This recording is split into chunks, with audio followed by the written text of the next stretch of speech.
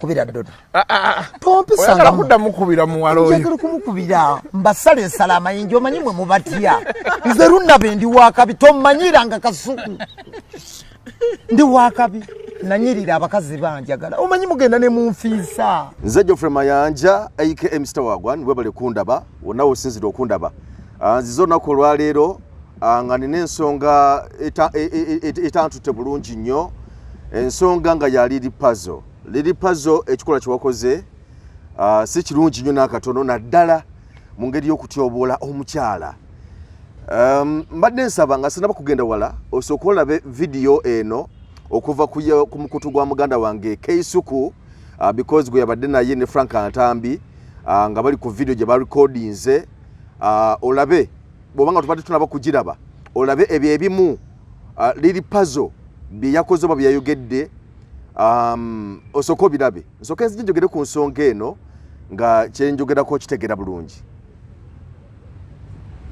difenseko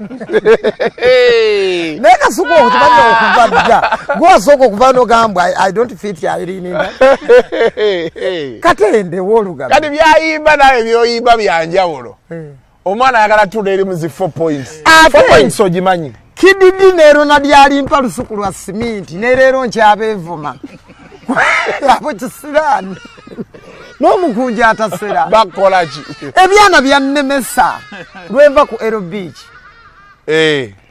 tuteeseteese we tugenda okusula ebyana kabigoberere emmotoka yange ekiro kiramba nziruse empisa erubya nyambuse Mengo ebyana nga biva ku mmotoka ng'olwo bikola ki bibanja bingoba okole ki oli obaddeko n'omuntu ng'akulemeddeko yagala kumwetagguluzaako nga baagala mukwatemu position munyumyemu mbu ne bannemesa era obudde wali n'omukazi mu mmotoka okolwe nali nteeseteese byonna ng'oyagala muswamira awo akasente konna ng'oyagala kakwata okamuwe nga nzirina naye kikididi kyalemera ku mmotoka yange mpaka obudde bwaki naye baŋŋambye ono bbaawe ayina ssente ate za ddala nze sirina bazi olina ssente naye tonnaweza ziri wano otugambye mu sho omukazi omugulira nika ey'omutwalo owulira ofa abo abaana ayigira wali kati garden city awo waliwo amaduuka awo Kasuku omanyi nti Ebrands alina essaati emu ya mitwalo 2 obwedda tuli mu reality show oba tubadde mu kusanyusa bantu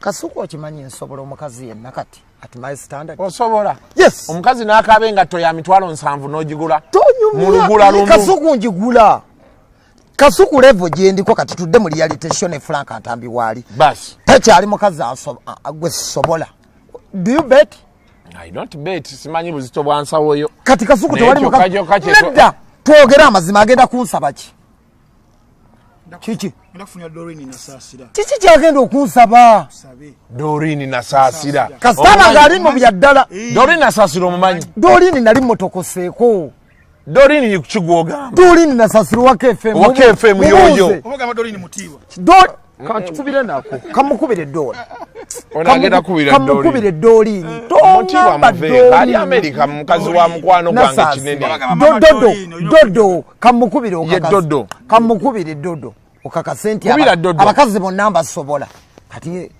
totifatiisa Be romantic. I'm not going to be romantic. I'm going to be arrogant. Very, very arrogant. Abakazi beetaaga kuwa level. Doreen nasasira. Gikwate. Dola agenda kukwata. You pick stela kukubira nze nako akamanyiro k'abakazi Kasuku neeraga. Kama akuyamba olemejja kwata. Badde ngenda kuyita leero nkujogwe ebintu byonna. Pick my phone Dodo. Batakwata. Mukubire kwe. Kwira munne bina. Ati olabe yesimu. Omukazi agwajitulaga. Nedda. Tonafuya. Kati mukubire. Kati nze kamukubire. Agenda gamba tuli ku live. Interview. Tofaayo. Wadde mukubira ku namba 758. Si. Kati nze kamukubire kwini ndala. Okubizza tagenda ko. Atulawo baza anankwata. Tagenda kukwata. Awo ngomanya genuine ali busy. Tayinza butankwata Dola. Kati kati awo ali busy. Blood nze nyirira mpunya bulungi Kasuku obulamu bwaterera mu buulira abakazi akutte kati yagala nkubire mukazi omulala kyo wakati Caroline Maka.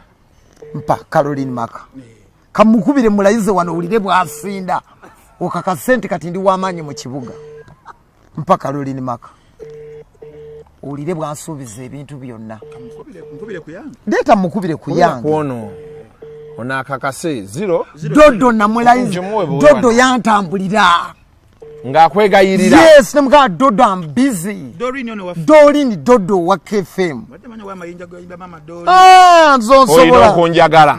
Ngolooza bw'olaba wano oyagala okunfiisa ompita wa layisi nnyo Doreen abadde agenda kulayira ebintu byonna atajja kukwata Eweddeyo. eweddeyo Caroline Maka Yali asente zo. Caroline ngenda mukubira nze Kasuku abakazi banjagala bagamba lunabe you're funny you're dressed to kill owunya bulungi Kasuku temuwunya bulungi listen Ajina chajini namba. hello Hello, how are you I'm okay. How are you? your crush Lily Puzzle here Manange, Runabe, where are you my love. I'm missing you. Where can I find you? Stera kukubira. Aseka. Anjagala kukubira fun. Kalo. Wala yajja obugamba bw'oluzungu ne ngamba, oh my God. Otegedde. Oli wa kalo. Oli wa kitalo nnyo ennaku zino. Ndi muzibu nnyo baby. Mpunya bulungi neetaaga ondabeko. Ondye byonna njagala ondye byonna. Onzine zino nkola ebintu byonna. Manaffe. Kalo. Baby njagala kundya. Oyagala kulya? Njagala ondye. Kati ndowooza okitegedde nti ndi w'amaanyi. Kubira Dodo. Tompisa Oyagala kuddamu kubira muwala oyo. njagala kumukubira mbasale ensala amayinja omanyi mwe mubatya nze Runabe ndi wakabi tommanyiranga Kasuku ndi wakabi nanyirira abakazi banjagala omanyi mugenda ne munfiisa toddanga mukunfiisa mu kibuga Bali mu gym. baby girl how are you baby Bina kayagala bina wuno wano yakunyigira. Dodo I want to talk to you how are you I am fine, little cousin. How first are you? calm down first calm down how are you I am fine. How are you? I've been missing you for a long time. Where can I find you, baby girl? Ulira oluzungu. Yes, I want to see you today. I want to take you out for pizza. I am with your friend Bina baby. Where are you? We are in transit. Tuli mu kuvuga. We are driving. Heading to where? Where can I find you? Dodo is going to work unless if you're finding hard. Yeah, I'm going to work after. We meet after work? Midnight? Midnight, of course. Yes, speak resort, of course. I have my money. Yes, I want to share with you my money, baby girl. What did you think about me, Banange? So for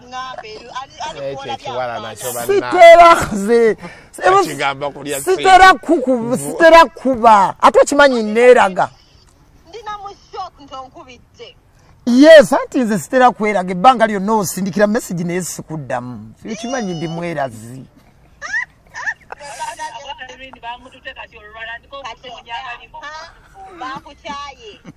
Kati njagala gwe ate wali wansuubiza. Ate wangamba oyagala Bina kyenjagala tojja naye this time around. Bina akutulemesezza nnyo okukulya. Mulekeyo, don't come with Bina. No, I am around. Bina tojjirako olemesezza. Nja kubalya babiri mbamalemu effujjo. Mumalirize muddemu nkubire mbagala nnyo leero nnyina obbalaba. Kasuku toddanga mukumanyiira. Oddanga muno manyiira. Ladies wine. Toddanga mukumanyiira. Kampala wano.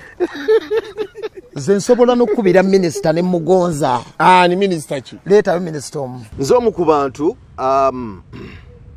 nga bulabe video eyo nze omu ku bantu abanyumirwa liri puzzle era abamugoberera era liri puzzle abadde ekintu kyakitandika bulungi nnyo mu kwogera emboozi ebyanyuma ebyo by'okusaagasaaga olumu n'ayogeramu eby'ensonga olumu n'ayogera ekintu nga omuntu abadde asaaga naye ng'ate ali ku nsonga era nga akutte oba abadde akutte attention y'abannayuganda bangi nnyo era nga abantu bangi nnyo bamugoberera abantu bangi nnyo nga bamusanyusa era mu mbeera eyo nze njagala n'okulowooza nti liri puzzle okuyimba oluyimba lw'enkudi si y'ensonga eyamufudde owakabi oba si y'ensonga yabadde y'amaanyi ennyo naye olw'ebigambo liri puzzle byayogera confidence gyakozesa n'obumalirivu kyekyamuyamba okulaba ng'oluyimba lw'enkudi abantu bongera okuluwa amatu kubanga njagala okutegeeza nti nze nali sinaba kuwulira luyimba olwo nasooka kuwulira liri puzzle ng'alwogerako nnyo ku mikutu egy'enjawulo nendyoka ndunoonyako nduwulire naye ebigambo liri puzzle byazayogera n'ebikolwa bye oba oli awo badde bisobodde okumuyamba okuva waali okudda mu kifo ekirala afunye bugigizi obw'enjawulo mu mawanga ag'enjawulo abaddeko Dubai akagenda emirundi obanga ebiri kati mpulira n'olugendo lwateekateeka ayagala kugenda agenda Bungereza bamutwala Bungereza ba promoter so byonna biri awo naye liri puzzle olwa confidence gyakozesa byazayogera n'enkwata gy'abadde abikwatamu ye muyambye okuba nga asurvivinga n'okubeerawo okuva mu mbeera eri gye yalimu emabegako keeri ey'okusoomoozebwa naye nze ndaba mu kiseera kino nga liri puzzle atandise okuva ku mulamwa olw'ebikolwa bye byatandise eby'okuva ku layini njagala kusooka kuwa ekyokulabirako liri puzzle nga mu kuyimba oluyimba lw'enkudi alina ekintu kyakola ku stage emu ekitasanyusa abantu bangi kubanga nze bwe ndaba video yonna nempa attention ebiseera ebisinga njagala nnyo ogenda mu comment section manye abantu bano ku kikolwa nga tenga liri puzzle kyeyakola ku muwalani stage engeri gyakimukolamu mba njagala nnyo okumanya yo audience ekyogerako ki ekirowoozaako ki era nagenda okutunula mu comment section nga audience teyali nsanyufu n'ekikolwa kya liri puzzle engeri gyakwatamu omuwala ng'ayimba oluyimba lw'enkudi ku stage ekiralabika bulungi era nga basinga bagamba nti liri puzzle kino ekikolwa ky'okoze kyakutyobula mwana ow'obuwala kyakutyobula omukyala simanyi bwe yakitwala because era ne vidiyo eyo yali ku mukutu gwe ogwa social media oba ogwa Facebook teyali ku mukutu mulala gwonna sigamba nti muntu yagipostinga liri puzzle ye kennyini yagipostinga era abantu comments ezo baziteka ku mukutu gwe ogwa Facebook mu post ye gye yateekayo bwe yali n'omuwala ku stage ebyo ne tubiteeka aside liri puzzle abadde mu ssaga za Foot Soldier kubyeja n'ayogera ku live yali n'erumbu ye ya TikTok byayogera byonna ne bajja ne bamuddamu abamusabudde ne bamusabula abamuwoleza ne bamuwoleriza kakati liri puzzle abadde akyali wakati awo ng'abantu bannamugaana kyokka ng'ate ng'abantu bannamugaana kyokka ng'ate n'eno era bakyagenda maaso n'okumusabula era ng'abantu abamu bagamba nti owa liri puzzle ewaffe ali liri puzzle ewaffe ali liri puzzle ewaffe so abaddewo naye liri puzzle nga bwe nkugambye nti atandise okuva ku mulamwa olw'ensonga liri puzzle toyinza kuddira n'okwata ssimu n'okuba nga oli ku live oba ng'oli mu kamera ebintu byagenda okuteekayo ku mutimbagano ku YouTube channel ensi yonna ebirabe n'okubirwa omukazi nga kubanga basoose kukubira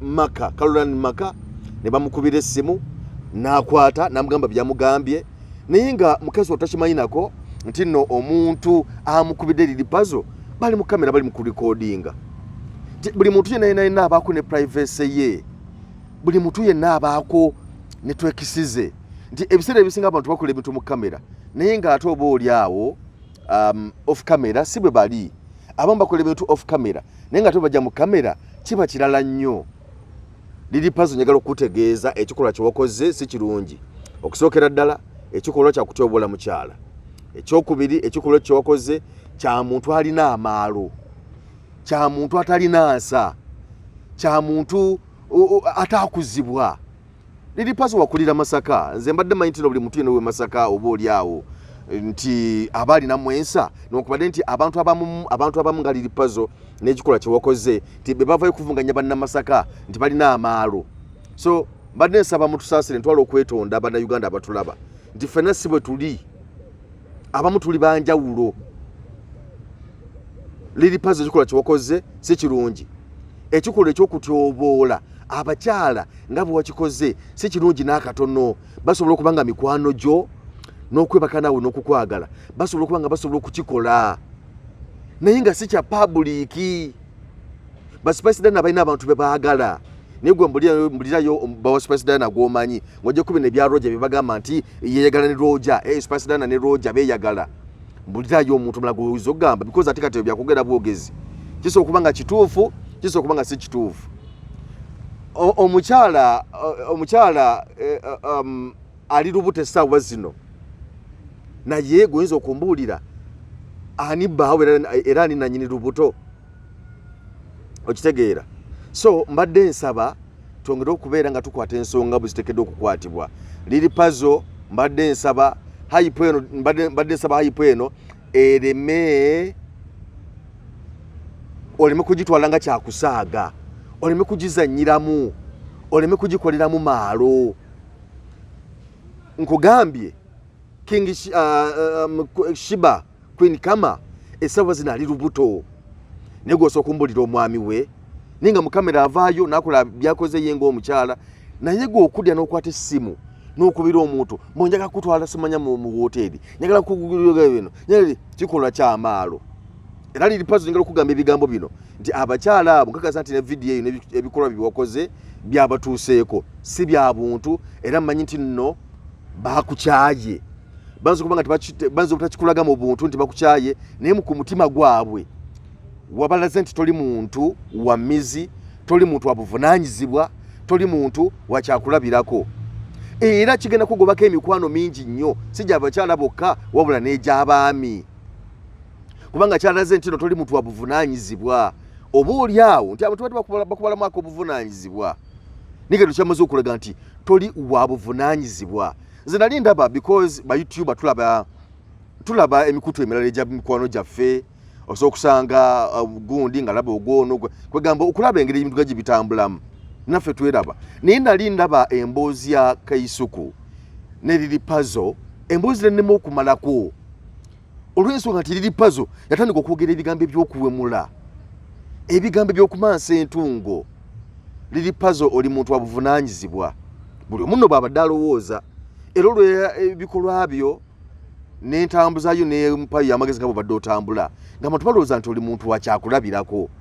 Naye bw'onaaba otandise okuva ku mulamwa n'otandika okuwemulira abantu, Liri puzzle tekigenda kukolera. Liri puzzle kigenda kusuula kubanga wadde mugamba nti nno ti abantu tebagala bintu bitegerekeka, simanya abantu bagala ebintu tebagala bintu bibamulako stress, naye teri muntu ategeera ajja kwagala muntu amuwemula. Liri puzzle tojja tuwemula abantu bakwagale. Era kyampadde surprise nti ne Kasuku gw'obadde naye yabadde akomako naye ng'ate Kaisuku tumanyi ng'omuntu ayagala nnyo ebintu eby'ekisiru naye olaba mu video mwe mwabadde nga ye kenyini ate yakomako yagamba nti ekyo kireke togenda wala n'akugyako n'essimu ng'akulaba osusse. Liri puzzle ng'oyiseewo. Liri puzzle tokkiriza stardom kukujja ku mulamwa, tokkiriza stardom kukufuula kitagasa, tokkiriza stardom kufuula kintuntu. Okitegeera?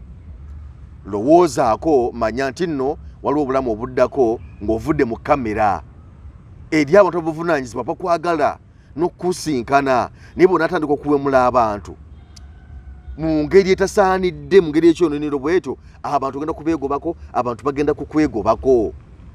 Liri puzzle terira mu layini. Liri puzzle ofunye amalala. Liri puzzle si gwe asoose okubeera owakabi. Liri puzzle si gwe asoose okubeera mu kamera. Abantu bangi bali mu kamera naye tebeeyisa nga bwe weeyisa. Munnamasaka munnange kyusaamu. Wa abakazi ekitiibwa. Abakazi bassemwako obuntu kikyamu nnyo okukola ebikola eby'ensonyi ku mukyala ku stage ate ndala nga bawala bato. Okitegeera? Ba David Lutalo babadde n'abawala ku stage nze emirundi egisinga gyonna abawala bajja ku stage ya David Lutalo ne bamuyiikira naye tabakola nga bintu bibaswaza oba bibatyoboola. Abakyala tubakola bintu bibatyoboola liri puzzle. Abayimbi bangi abali mu kaliba ino okusinga naye ng'ebintu ebyensonyi tebabikoze.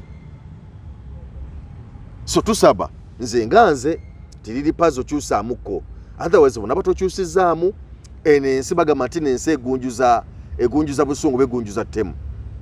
Ekiyinza obiriza obutatambula bulungi kyembadde nsaba because liri puzzle obadde okikoze obadde ozze mawulire obadde mwoli ng'abantu bakuwuliriza bakuwadde attention bakuwa amatu naye byotandise muganda wange ndaba ate ng'oyiseewo ne kuba bikola nga mwekugambye nti Keisuku ayogera ebintu bye okitegeera naye tayitawo ate kutuuka liri puzzle wotuuse liri puzzle lekerawo okuwemula kuwatandise liri puzzle waba wali ekitiibwa abakyala be wakubidde bakyala b'amannya bakyala bamanyikiddwa bakyala babitiibwa balina obulamu bwabwe wadde tebavangayo mu lujjudde kulaga nti bano abaami be babaagala naye balina abaami baabwe abamu balina abaana gwe bw'otuuka omukubira essimu gwe olage nti oli w'amaanyi nnyo mukubira ne mugamba byenjagala nze mbajooga alo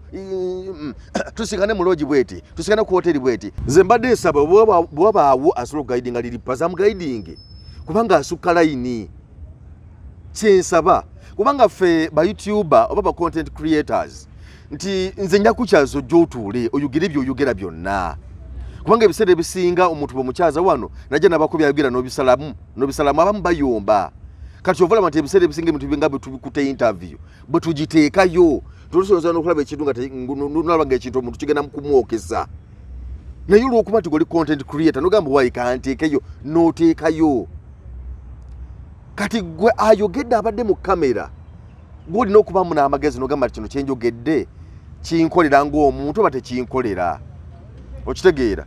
So nze mbadde nsaba omuntu yenna ng'ozze ku channel ya content creator oba ya YouTube bintu by'oyogera yogera n'amagezi yogera ng'omanyi tino ky'oyogera togenda kukyejjusa enkeera yogera ky'oyogedde ng'omanyi tekigenda kugobako mikwano yogera ky'oyogedde ng'omanyi tekigenda kusuula mu buzibu. Liri puzzle amalala n'okwepalawuda ndaba nga bisusse nnyo okitegeera nti wali badde tukola kino kyokoze ku mikwano gyo kubanga abo abakyala nasasira bakyala mikwano gyo bakwagala ekyo bw'oba ng'okitandisa okikola bw'otyo tojja kusigaza mukwano nagumu. Liri puzzle kintu kigenda kugobako emikwano kubanga buli muntu agenda kumanya nti liri puzzle si wa mizi liri puzzle takwanika tosobola kubeera nga oli mukwano gwe obanga osobola bakolako ebintu ng'ebyo mu kamera. That's wrong. Nabyeko abantu ab'enjawulo nga bakivumirira weewaawo abantu abamu era abatalina nsa abamu basanyuse naye ndabyeko abantu abategere nga bakivumirira nga bagamba liri puzzle kyewakoze si kituufu. Era bw'oba olaba mu mbozi gye mwakoze essuka kumpi ne mu ssaawa emu nti omuntu oba ateereddwayo ku TikTok ku social media wonna basinze kusalaasalamu obwo olw'ebyo byokoze ebitali birungi era abantu bakivumiridde nnyo okitegeera. Liri puzzle w'abakyala ekitiibwa nalaba mwami nalaba gundi ono Bajjo yabeera nnyo n'omukyala oyo wa radio Nasaasira nabalaba nnyo nga bali bonna n'agamba nti amuproposinga n'agamba nti amwagala n'akola bino n'agenda n'afukamira n'ayogera ku mawulire wonna n'ayogera bino n'ayogera biri naye teyatuuka ku kikolwa kya kumutyobola mu ngeri nga gwe bwe wakikoze okumukubira essimu ng'olagenda osobola omukolesa appointment emutwala simanya ku speak hotel emunyonyo simanya musikane mu ruumu okitegeera nkutegeezezza nti ne bwaba ng'omukyala akisobola ng'era asobola okubeerako naawe naye tekitegeeza nti akyagala mu lwatu era teyeetaaga okitegeeza ensi liri puzzle olaba kabeere buno obuwala buno bumukwano bwa woteeri era nti mu kukamera tekyetaagisa kukimukola. Liri puzzle kino kyokoze kikyamu nnyo nkivumira se kuvumirira yenna kyokoze kikyamu nnyo era nsaba tokiddamu nsaba tubeere abantu abakulu nsaba emikutu gino egya social media YouTube, Facebook, Instagram, Twitter nawalala yonna ne TikTok tugikozese bulungi kubanga nga bwe nkutegeezezza nti eriyo obulamu after TikTok, eriyo obulamu after YouTube, eriyo obulamu after Facebook n'ebirala byonna. Liri puzzle leka kumalamu bantu maanya ababadde bakunamu obwesige. Ekyo nno nsaba kigende n'abantu abalala bangi nnyo abafaananako bwe batyo. Tusanga omuvubuka yabeera n'omuwala nga beeyagala, omuwala n'amuwa trust ye, ne bagenda ne bakola omukwano gwabwe, ne babeerako bonna, naye okufuna obutakkaanya ate yena akwata ebifaananyi bye mu vidiyo bye bye beekwata n'abisindika ku mutimbagano. Gwe tobeera muntu mutuufu, obeera kisajjasajja. Okitegeera, so kikyamu nnyo nti abakyala bano balina okusigala ne respect yaabwe. Ate nekyo bw'okikola gwe ng'omusajja nti abakyala bonna baba bakitegeddeko nti gwe wakola ekintu ekyo, teri mukyala yenna asobola kukuwa trust singa okola ekintu ekyo. Ekyokulabisa omukyala gwe wali obaddeko naye. Ate no ye omukyala yasobola okusigaza sympathy because nti owaye mukwano gwe gwamukozesa ebyo, naye ate n'omusajja yakitaddeyo, ate ye kisajjasajja ye mukyamu. Bano babugi beyambudde mateekayo vidiyo byabwe wadde beekwasa ne batundirako byabwe. Abo bo musobola okuba olabulanga nga bwe mukoze era abo bakyamu nnyo ebitu bye bakola. Okitegeera, bangi yabakozeko bwe batyo. Naye kati bw'olaba bugi okusenga bwe bagamba okusinza ku audience nga bwegamba nti ye kennyini yataddeyo vidiyo ze yabyeteeredde, tosobola kumujajinga kyekimu ne Desire Luzinda Omunigeria yakwata vidiyo ze n'aziteekayo. Nekitegeeza nti ono bugi eyakuta vidiyo ze n'aziteekayo ye yabadde alina ekigendererwa kye kirala era yalina byatunda ebibye. Naye omukyala Desire Luzinda ye bakimukola bukozi. Omwagalwa we gwe yatekamu obwesige ye yakimukola, katotonza mujajinga kyekimu. So n'olw'ensonga eyo mbadde nsaba tukole bye tukola nga tumanyi nti nno obulamu after social media gye buli. Ffenna aboogera ku mutimbagano bw'obanga okola by'okola nsaba tukirowoozeeko.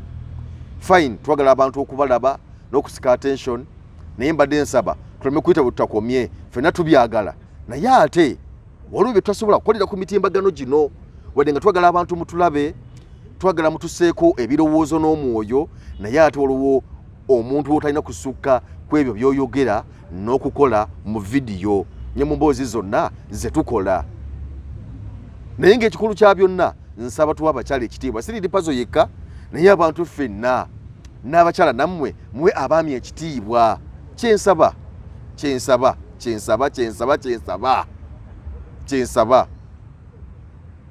Nalabyeko awo oyo Guy Prince Oma yavuddeyo n'agamba mbu simanya Grace Kani mukyala mukadde nnyo mbu toyinza kubanga wayimba ne ba Juliana Kanyomozi, wayimba nabo oli mukyala mukulu mukadde, mbudde mu kamera ogambe nti oyagala nnyo Prince Oma mbukabe mbu oyagala love. Njagala ogamba ebigambo bino Prince Oma. Prince Oma weebereremu. It's time okule odde mu line. Nze nyinza okuba nga sikkiriziganya ne Grace Kani na byakola ne byabadde yeeyisaamu, ate na Prince Oma tubadde tebannabakuviirayo. Naye statement gye wakoze simanyi wagikoze osinziira ku ki, era singa wabadde wakyaliwo omukisa statement eyo okugizaayo walibadde Prince Oma ogizaayo. Singa Grace Kani wadde tomulinaamu mwana, nze ndowooza statement eyo yalibadde esobola okukolera obulungi kubanga Grace Kani byalivuddeo nagamba nti yankozesa ate kati ayakunsuulawo. Ekyo badde kitegereka because wadde tewali nnyo obujulizi bulaga nti Grace Kani yakukozesa. Naye bw'oba nga mulina obujulizi bw'omwana grana, toyinza kuvaayo kola statement ng'eyo ku Grace Kani. Kikyamu nnyo. Lwaki weebaka ku mukyalo omukadde yayimbanga ne ba Juliana gwe omuto? Lwaki weebaka naye otuka kumufunisa olubuto? Gwe kennyini omukyalo oyo yabeera mu bbanga lyonna, yavaayo ng'alaajana ng'agamba nti Prince Oma yanfunisa olubuto teyandabirira. Ebino byonna yabyogera ali ku kabaga ke bamukolera mikwano gya ka surprise aka baby shower. N'avaayo n'agamba nti wamulabira ku lubuto lwonna wamwesamba, wabula n'azaala omwana we n'asooka n'abeerawo ebiseera ebyo n'omwana we ng'amulabirira mu mbeera yonna gye yayitamu, mukulaajana ennyo oluvannyuma n'olabikako. Prince Oma bw'olabikako nolaga nti ozze mulamba Grace Khan ne mupepe yamuka wakasera katono ate noduka emisinde n'obula mukazi watona ddamu okulaajana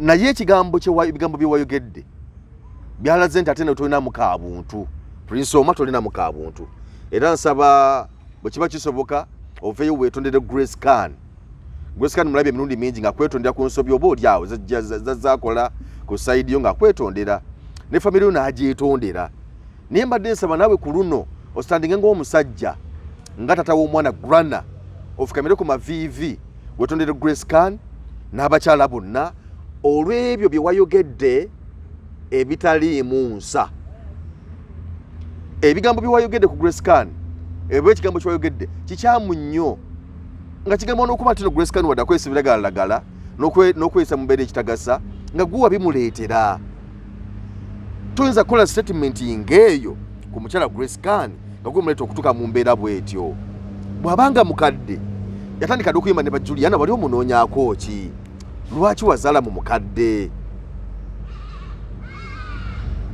mpozi nga gwe kyogamba nti omwana si wuwo naye era bwogamba nti omwana si wuwo waliwo enkola ya DNA kitegeeza nti esawo nabwe mugenda mu DNA omwana bakyasobola okubeera owuwo oba obutaba wuwo naye omwana oyo bwabanga wuwo nga okoze statement bwetyo ddala Prince Omah olimu ku magezi onansonyiwa oli musajja munnange onansonyiwa kikyamu nnyo kyewayogedde statement eyo gye wakoze si nnungi n'akatono okuba nti wafuddeyo kubanga oyogeredde Grace Khan mu ngeri bwetyo so kyensaba kyekiriwa nti Grace Khan kakati otegedde omusajja gw'okaabira nti takuliiko wadde yatagambanga mazima naye alina ensonga ze ekisookera ddala oli mukadde nnyabo okusinza ku Prince Omah oli mukadde watandika dde okuyimba ne ba Juliana mu myaka gya Juliana watandikira okuyimba kati n'omusajja oyo omuvubuka envuumuulo embulakalevu myaka 16 nduzaze n'okuba ali mu myaka 15 kizulo kikakasa nti okuva n'olunaku olwaleero omusajja oyo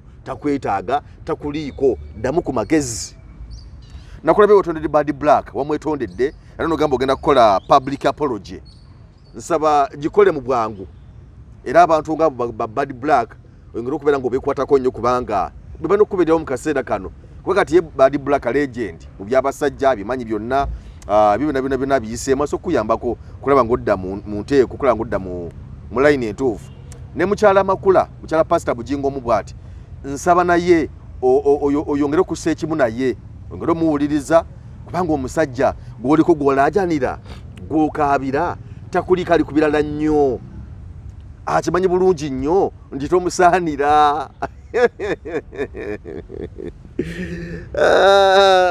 alaasa n'okubanga bingi nnyo oba oli awo byalisobodde okwogera naye yogeddeko ekyo kya bukadde kati manya nti neyo point y'obukadde yagikubye awo oli wavireyo nagamba nti nno ekisajja kimukubye point kati nebyo byonna era byakutoboola bakyala toyinza kuddira mu kamera mukyala gwe balowooza nti omwana wuwo n'omugerako ebigambo ebifaanana bwe bityo kale nno ze mbadde nsaba nti abasajja Prince Omah okoze ensobi nga bw'obadde wasirika era bwali badde osirikira ddala because bwe wasirikamu ebintu byonna ne bibanga ebiyita wadde Grace Khan abadde akyalina obulumi n'abizza naye era nkakasa era bwe walisirikidde ddala era ebintu ebyo tebyalikomeddewo ddala era byalibuze byalisirise naye kakati okwogerako waze n'otula mu kamera n'oyogera ebitalina makulu ebitasuubirwa muvubuka nga ggwe nawulirako mbuno Prince Omah oyo ewabe balinamu kasente bagagga semanya family semanya mbo bayakitiibwa semanya biki ndowooza kyekimukozesa ebyo okuba ndowooza balina ku ssente munnange kyava ayogera mu njogera bweto naye Prince Omah twali tulabye abanene emirembe engalo byoyogera ebyo bangi ababyogedde byokoze bangi ababikoze naye nze ng'omu ze mbadde nsaba weddeko ku njogerayo byoyogereko ku Grace Khan okumuyita omukadde ate ng'omuninamu omwana ate nga mwali mweyagaddeko waliwo baseeko naye omuntu gw'oli baddeko naye mu buliri obumu tolina lukusa lwonna lumutyoboola gwe kubeere omukyala kubeere mwami omuntu ne gwali obaddeko ne mweyambula ne mukola bye mukoze tolina lukusa lwonna tolina buyinza bwonna ne wabakoze eki kuvaayo kumutyoboola obutakanya bubeerawo ne muyombagana oluusi ne mulwanagana okulwanagana naye waliwo line gy'oba tolina kusukka okitegeera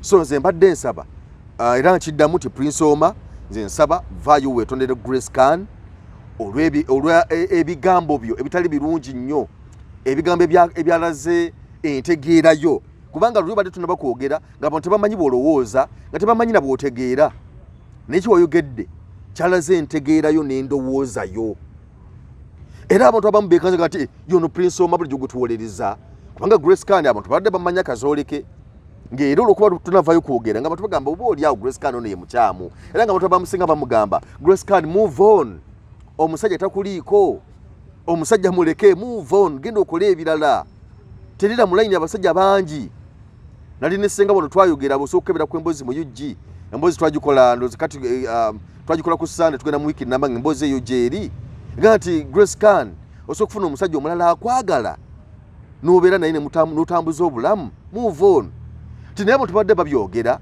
nga bagamba nti wayi Prince Omah naye oba ali awo alina ensonga ze oba oli awo alina ensonga ze oba oli awo naye alina ensonga ze naye kuwavudde n'okola statement ey'ekigwagwa kati abantu kulinsinga lwaki bakukyukidde tojja kwekanga nga Grace Khan byabadde akola byonna babyerabidde nga bali ku nsonga ze ez'ekigwagwa kwakuba statement gye bayogedde so mbadde nsaba Grace Khan kyusaamuko no Prince Omah kyusaamuko Grace Khan naye kyusaamuko manya nti nno omusajja takuliiko ali ku birala nnyo era ndooza ge magezi ge gamu ge naluwadde Nambwayo move on though manyi nti nno you have a contribution okola contribution ku era olinako omugabo gwo oba oli awo kubanga sirowooza nti waliremeddeko nnyo oteeka kuba omusajja omweko ku busente obazimba kalina bano guletakana biki byonna naye mbadde nsaba mukwano nawe wali movinze on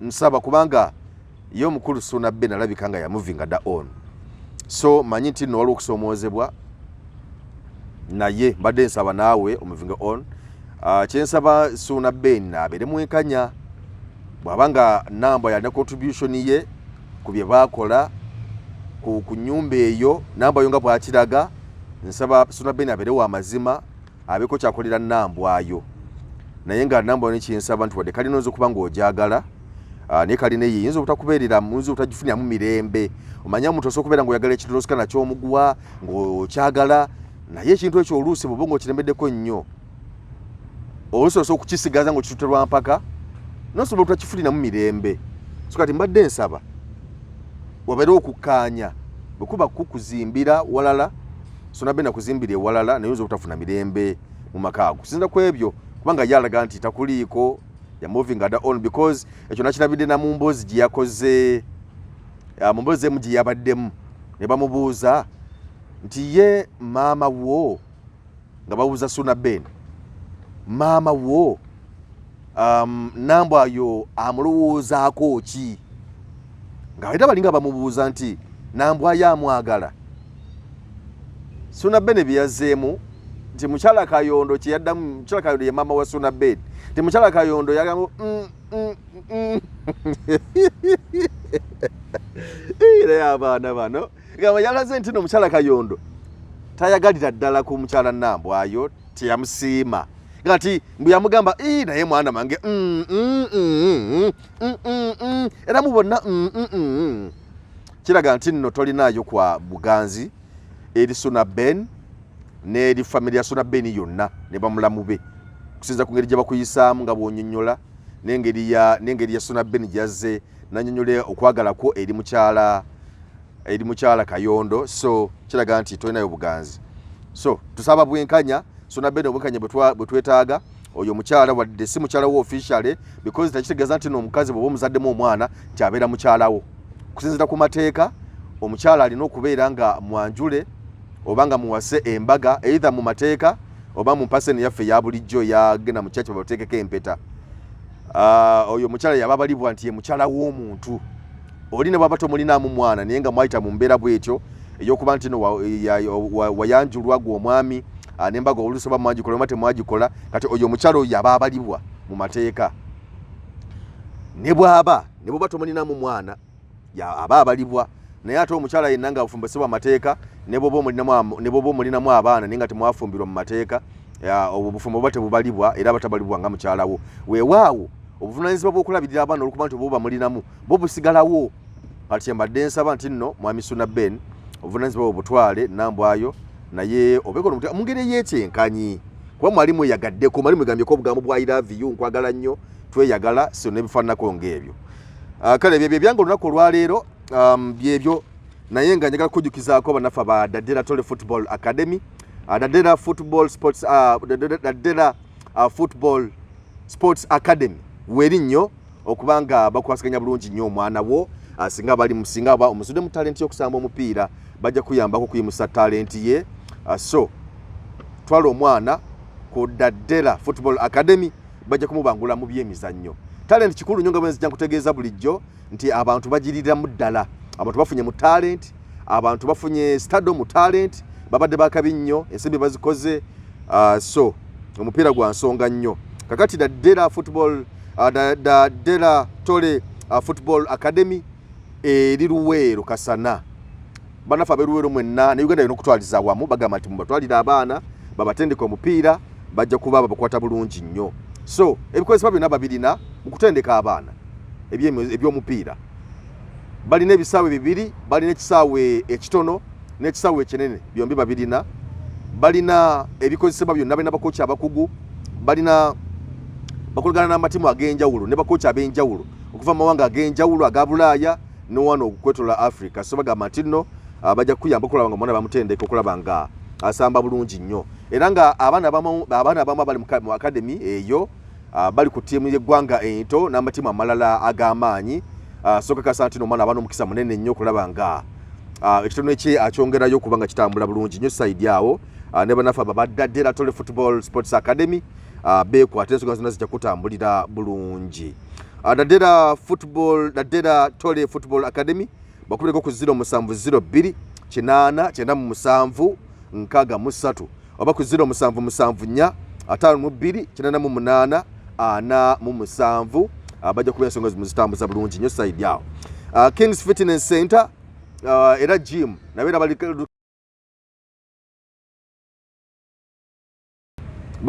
bakugamba nti nno bakubireko ku 0774 52 88 47 oba ku 0755 216 be bannaffe aba Kings Fitness Center gendayo osale ku mugejjo gendayo osale ofune fitness gendayo oze obulamu bwo obujja ne bannaffe aba Kings Fitness Center Kasana Luweero bakubireko ensonga zonna mujja kuba muzitambuza bulungi nnyo side awo Sheikh Alubega Said agenda yakole ku nsonga zo ku bizibu bye ebyenjawulo ebikusumbuwa agamba nti nno waali omusajja omulimu guno ogw'okusomeddwa in fact teguba mulimu oluddamu baguyita mulimu naye buba buweereza obuweereza obw'okusomeddwa ng'asomera bannayuganda eddwa agumazeemu ebbanga ddene obukugwa bulina bangi bowuliddeko abafere bano simanyi baani bazze ne bagenda naye yabaddewo ebbanga lyonna ng'ensonga zikwasaganya so agamba nti no mukulereko ku namba y'essimu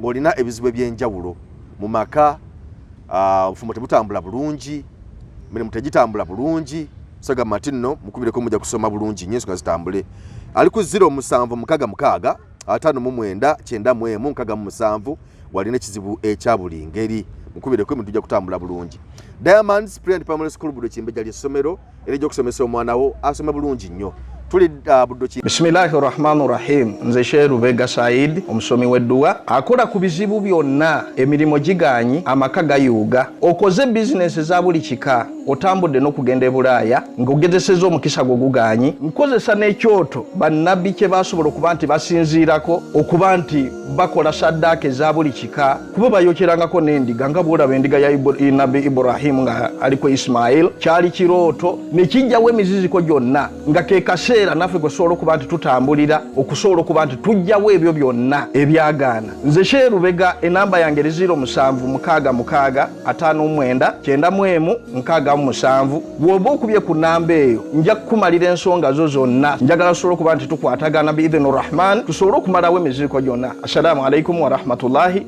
enjawulo wano n'okwetoloola ensi yonna abazannyi baffe tubatambuza amawanga okufuna obukugu n'okumanya buti ebintu bwe bitambula tusangibwa Luweero Kasana Bukuma Trading Center okumanya ebisingawo tukubire ku 0774 52 88 47 jangu ku Kings Fitness Center kole kyonna ekisoboka okuuma omubiri gwo n'obulamu bwo nga bulamu. Tandika kati okutuusa ng'otaddewo enjawulo. Ku Kings Fitness Center kisoboka, jangu tukole exercise okuuma omubiri gwo n'obulamu nga bulamu. Jimu weri erimu ebyuma byonna ebikozesebwa for you to work out, aerobics classes ebikozesebwa byonna weebiri goba endwadde zonna. Kuma Fitness ku Kings Fitness Center tusangibwa Luweero Kasana Bukuma Trading Center ku Kings Complex. Tukubire ku 0774 52 88 47. Don't stop until something happens.